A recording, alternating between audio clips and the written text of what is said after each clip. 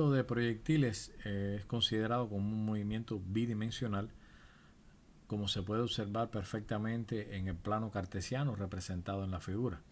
Fíjense, la trayectoria del cuerpo es una parábola, es la línea azul que está representada, y tiene componentes tanto en el eje de las X como en el eje de las Y, tomando este par de ejes como la referencia para describir este movimiento. En cada punto de la trayectoria, la recta tangente al punto representa la velocidad. Y fíjense que esa velocidad como vector al fin tiene componentes en el eje de las X y en el eje de las Y, en cada punto de la trayectoria que estudiemos. Si vemos en el punto inicial donde comienza el movimiento, este vector podemos representarlo con una inclinación determinada con respecto al eje de las X. Fíjense, este ángulo que está acá se conoce como el ángulo de lanzamiento del proyectil. Y ese es el ángulo que va a tener el proyectil o la velocidad inicial con que sale el proyectil con respecto al eje de las X.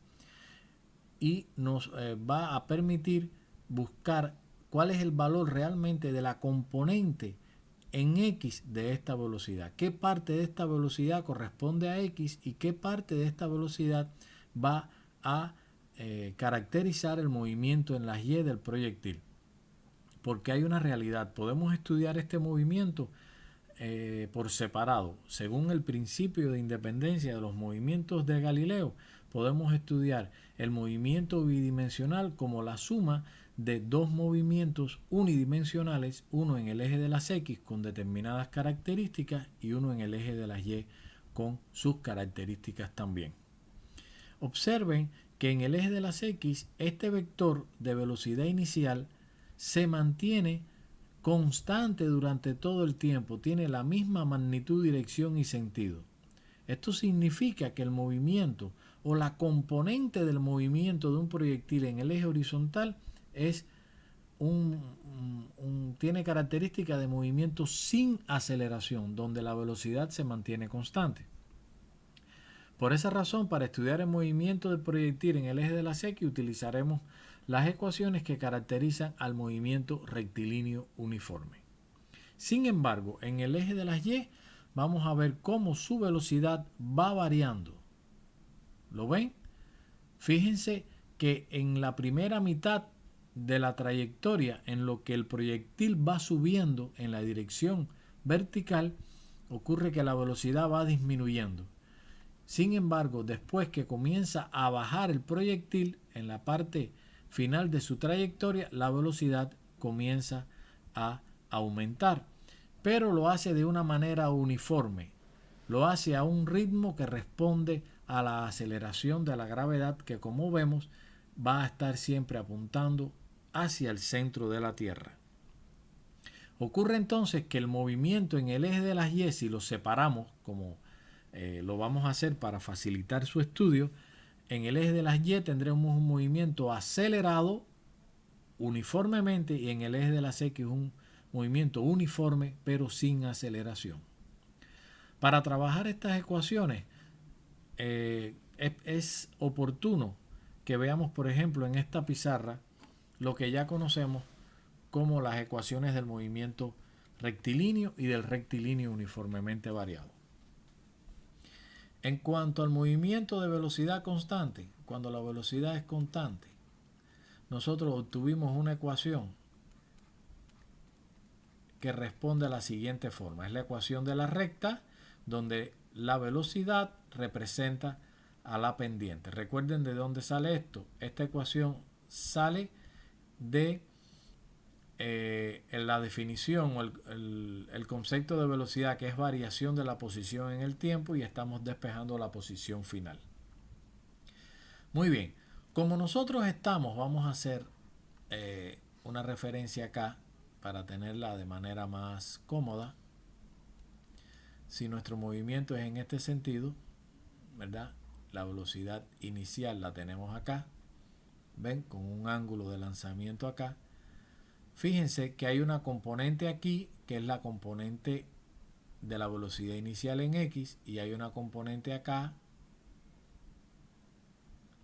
que sería nuestra componente en Y. Si observamos este triángulo que se nos forma aquí, vamos a intentar hacerlo un poco mayor. Esta de aquí es nuestra velocidad inicial, esta de aquí es nuestra velocidad inicial en X y esta de aquí nuestra velocidad inicial en Y. Fíjense, de aquí sale el triángulo, este vector lo podemos trasladar hasta acá y este sería nuestro ángulo. De manera que usando las relaciones trigonométricas de triángulos rectángulos que ustedes conocen, sabemos que el seno del ángulo es cateto opuesto entre hipotenusa y que el coseno del ángulo es cateto adyacente entre hipotenusa. De manera que nuestro cateto adyacente al ángulo es este que está acá, que es la componente en X, y este será nuestro cateto opuesto. Claro, esta es la hipotenusa. De manera que este que está acá, podemos, trabajando con estas relaciones, darnos cuenta que la velocidad en X no es otra cosa que la hipotenusa por el coseno del ángulo y que la velocidad en Y o componente en Y será la hipotenusa por el seno del ángulo.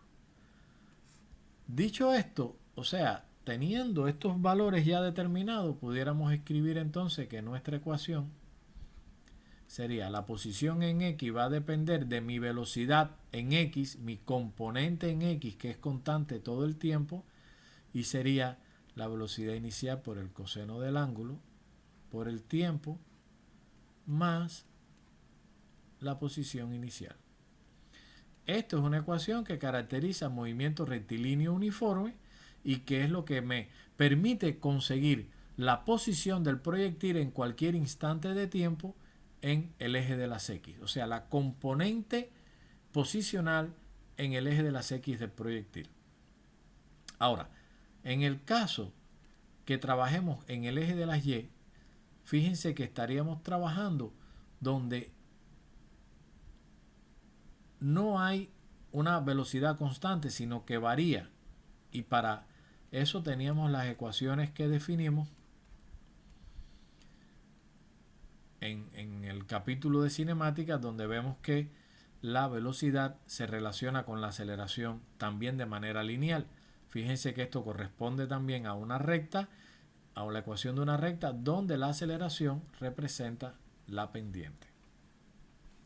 Este es en el caso que la aceleración es constante y que vale g.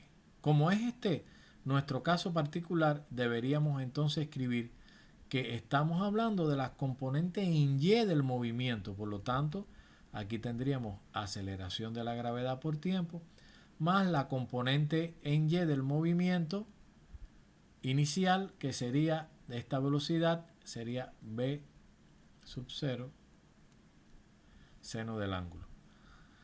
Fíjense que la gravedad, la aceleración de la gravedad, apunta siempre en el sentido negativo, en el sentido contrario al sentido positivo del eje de las Y. Por lo tanto, mi recomendación es que siempre utilicemos a este vector con su valor negativo, vamos a decir la magnitud, perdón, como valor negativo, para que las ecuaciones queden de una manera más cómoda a la hora de realizar los trabajos numéricos o las sustituciones numéricas. Esta ecuación, junto con la ecuación de la posición, recordemos la ecuación de la posición para el movimiento rectilíneo, lo vamos a poner acá, movimiento rectilíneo uniformemente variado, quedaría de esta manera: at cuadrado sobre 2 más b sub 0t más entonces la posición inicial. Recuerdan, esta ecuación entonces, si la vamos a escribir en función de la gravedad y en función del eje de las Y, nos quedaría la posición final en Y va a ser igual, por las razones que ya sabemos, a menos g t cuadrado más la velocidad inicial de Y, que sería v sub 0 seno por el tiempo más la posición inicial de Y.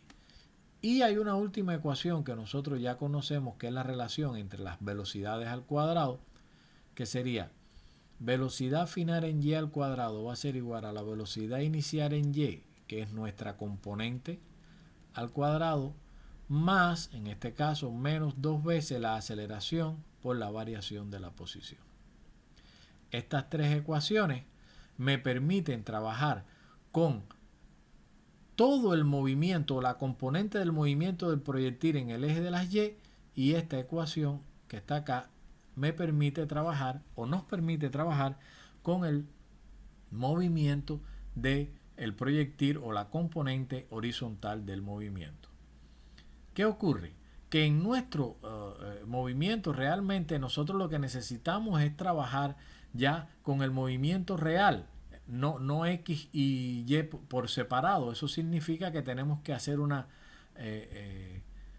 trabajo algebraico con estas ecuaciones y estas ecuaciones que está aquí, buscando cuál sería, por ejemplo, los elementos en común. Regresemos al gráfico un momento para poder hablar sobre que en este punto, por ejemplo, escojamos el punto B. Después de transcurrido un tiempo T, el cuerpo está en el punto B. Eso quiere decir que tiene una posición X y una posición Y. La podríamos estudiar por separado, pero cuando él está en B, tanto el valor de Y como el valor de X se alcanzan después de un mismo tiempo T. Eso significa, regresemos a la pizarra, que si yo tomo esta ecuación que está aquí y digo para el tiempo T consigo el valor de Y, para ese mismo tiempo T usando esta ecuación de acá puedo conseguir el valor de X. Significa que tanto la ecuación de X como la ecuación de Y las puedo simultanear para un mismo valor de T.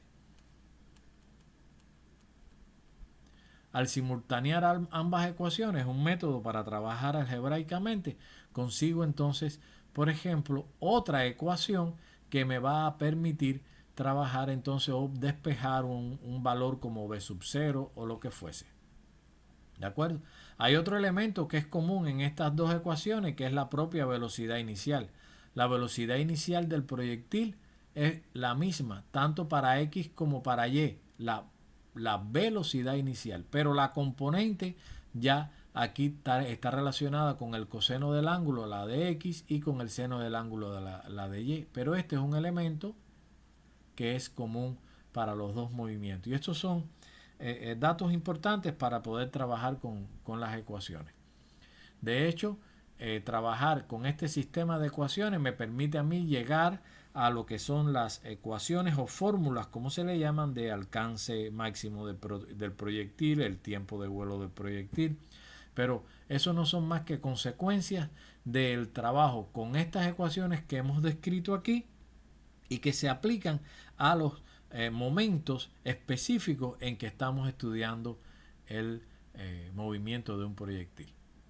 Estos son los elementos fundamentales que ustedes necesitan para utilizar estas ecuaciones en el estudio de los proyectiles.